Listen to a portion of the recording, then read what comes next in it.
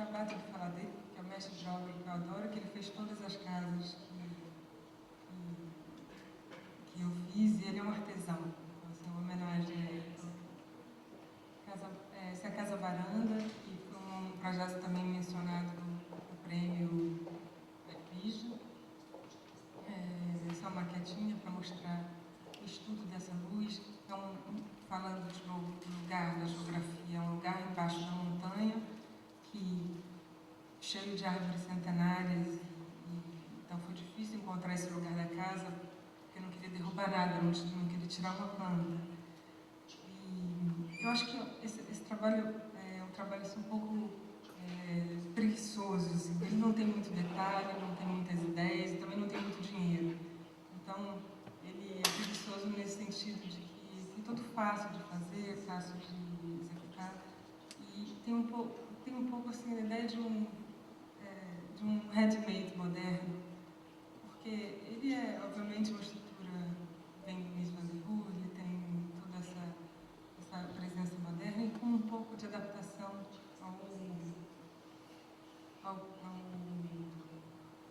ao clima brasileiro. Vou mostrar aqui. Eu botei essa foto do Lúcio Fontana porque eu acho que a arte pobre ensina muito, né? Quer dizer, ela tem todo aquele contexto político que ela tinha. Isso é bom a gente voltar para ver as qualidades poéticas e dentro desse contexto político, né? É um trabalho que precisa de dois elementos, de uma faca e de um quadro, e ele faz essa maravilha.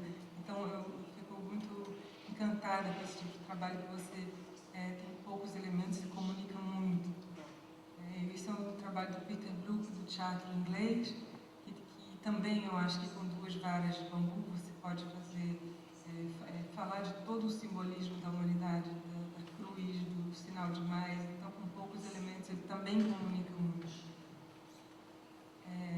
Essa é a planta baixa da casa varanda, com terreno plano.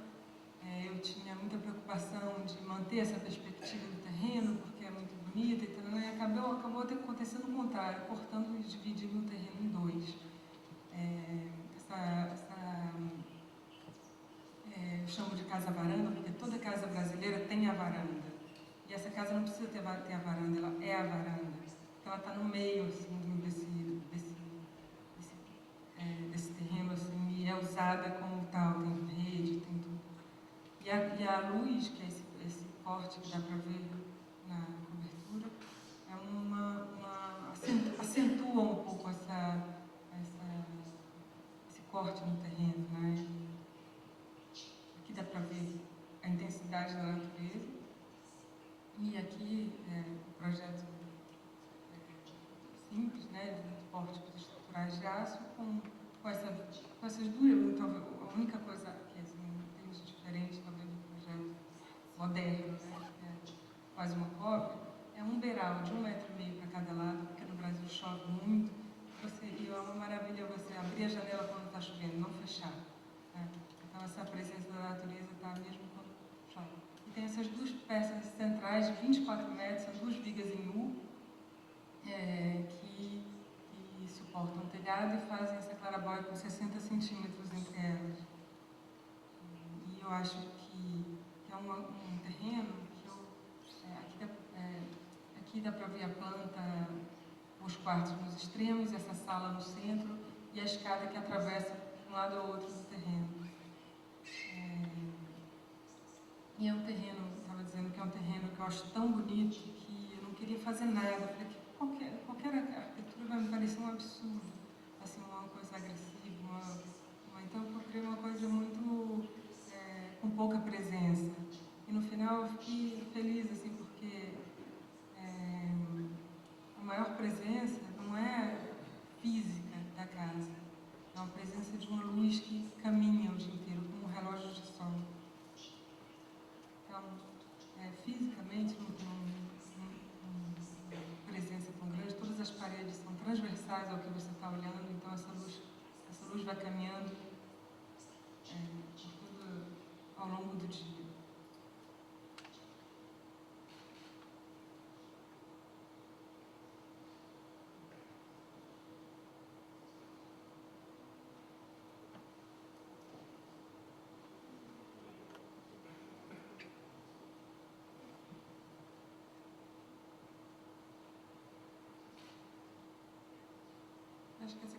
privacidade, que é a pergunta que sempre me fazem é, nesse caso, eu acho que a natureza é tão intensa que ela acaba colhendo isso tudo, né? Então não tem...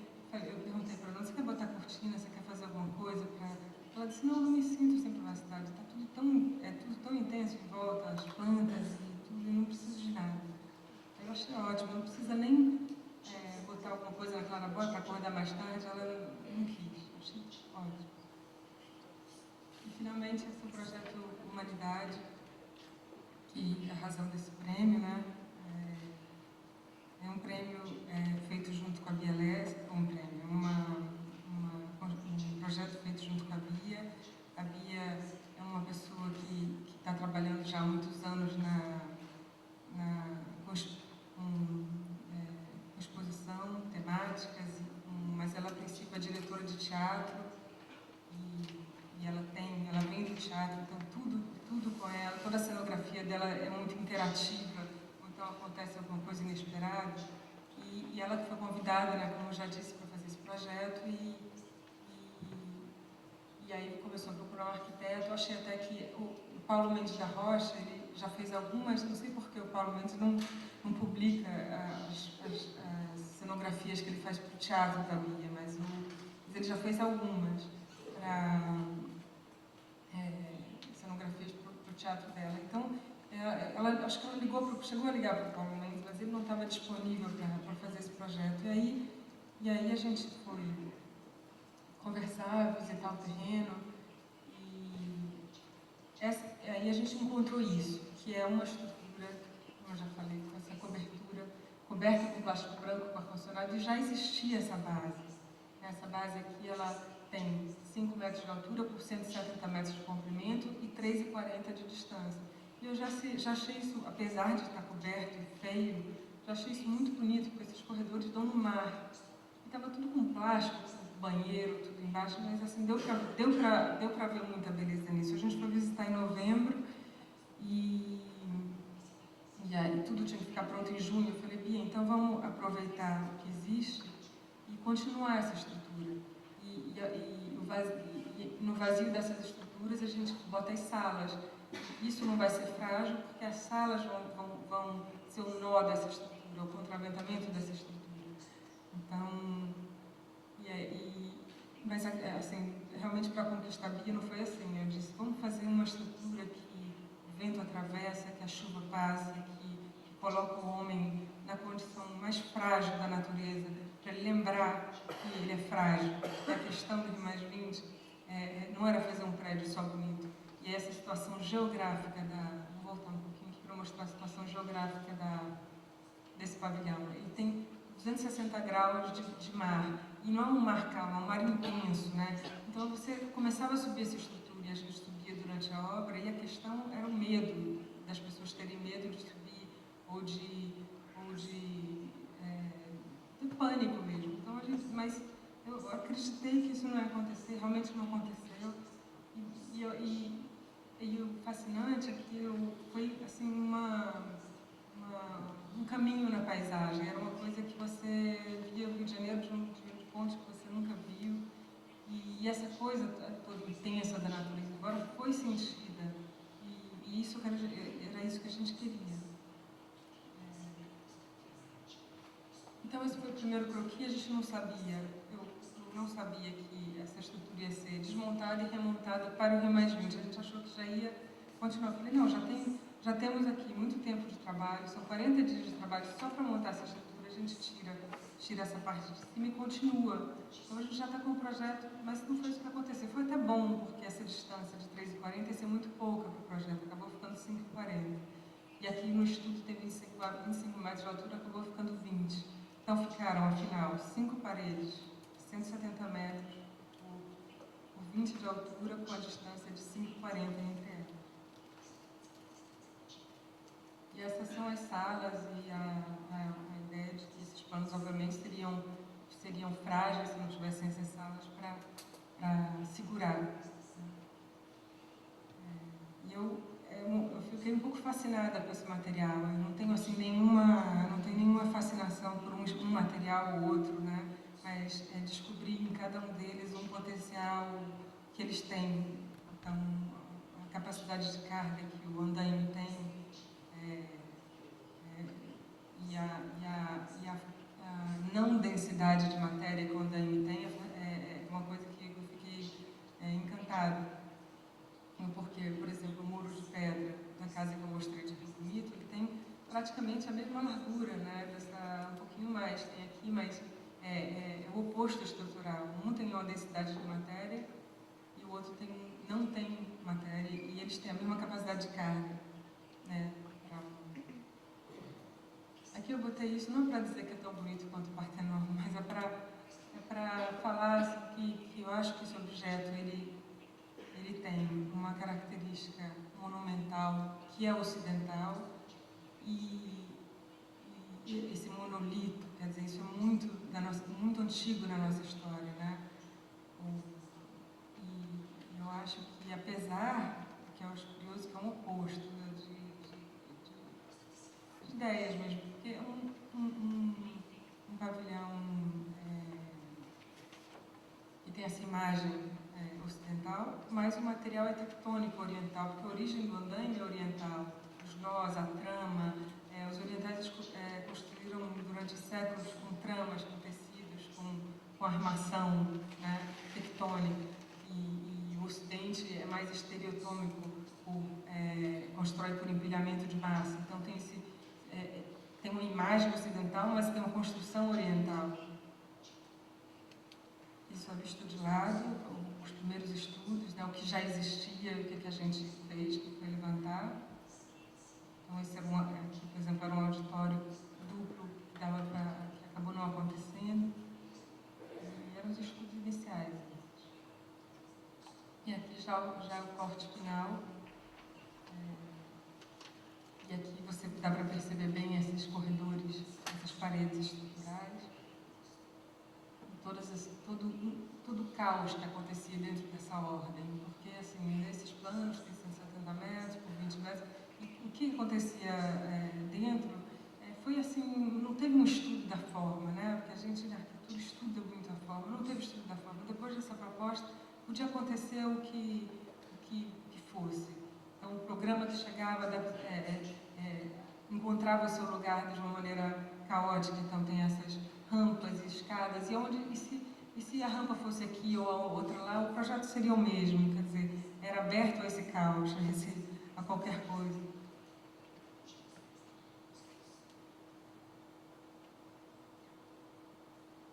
Esse é o corte, dá para ver que, por exemplo, essa vista, a primeira lá em cima, é a vista que é aberta para o público. Esse projeto foi aberto para o público, foi visitado por 220 mil pessoas em 15 dias. E era curioso, porque tinha uma parte que era para o público e a outra que era para os acontecimentos do Rio Mais 20, e palestras e tudo mais. E o fato de ter sido aberto para o público sem cobrar nada, virou um acontecimento na cidade. Tinha uma fila de 1 quilômetro para esse prédio ser visto. E não é porque ele criou uma certa fascinação assim, na cidade.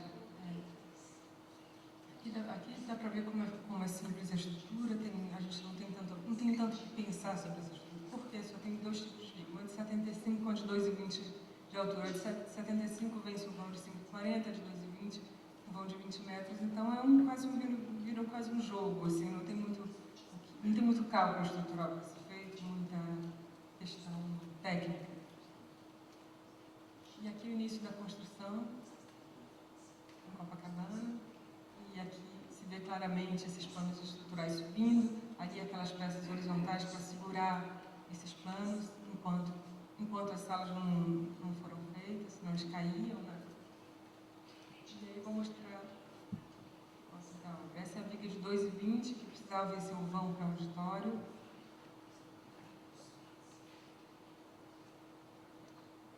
E o resto, material reciclado, OSB. Então, essa construção foi realmente toda aproveitada. Eu acho coisa de arquiteto, mas eu acho mais bonito durante a construção do que depois do pronto.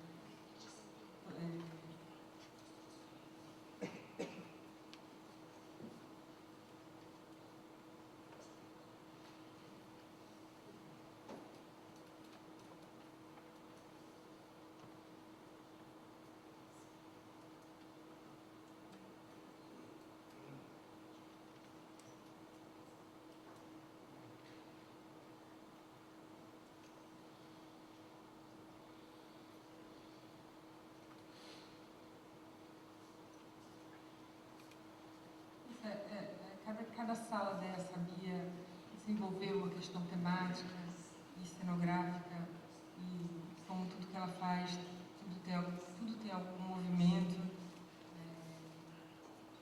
Não tenho tantas fotos do interior, deveria ter para mostrar mais. E tem esse LED que ela colocou, que a única coisa que eu e a gente discordou assim, completamente foi, eu achava o prédio já muito bonito sem o LED, com essas frases comunicando com a cidade, porque eu acho que o LED tirou a materialidade do edifício para um outdoor. E ela dizia, não, mas o prédio tem que comunicar com a cidade, tem que falar. Aí eu dizia, não, mas ele já está falando. E aí foi a única coisa realmente que a gente discordou. Então, ele tirou um pouco aquele prateado das salas que dava para ver na construção, então foi uma pena para mim nesse sentido. Esse espaço também era aberto para o público, acontecia shows e muitas outras coisas.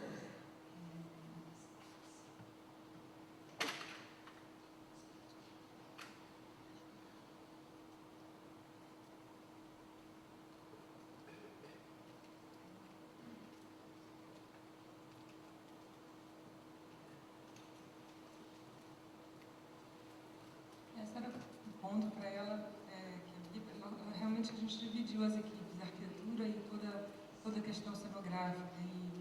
E aí ela pensou todos esses interiores, ela disse que o centro do mundo, não, o centro da coisa mais importante da humanidade é a biblioteca. Então, são os livros. Então, ela chamou todos os intelectuais brasileiros para escolherem seus melhores livros. E eles estavam aí nessa estante, você podia pegar e ler, sentar. E foi onde aconteceu muitas conferências também. E essa foto que eu mais gosto, porque eu acho que é um objeto assim, que parece que não está na cidade, né? Você não vê cidade. É uma foto de Ipanema para Copacabana.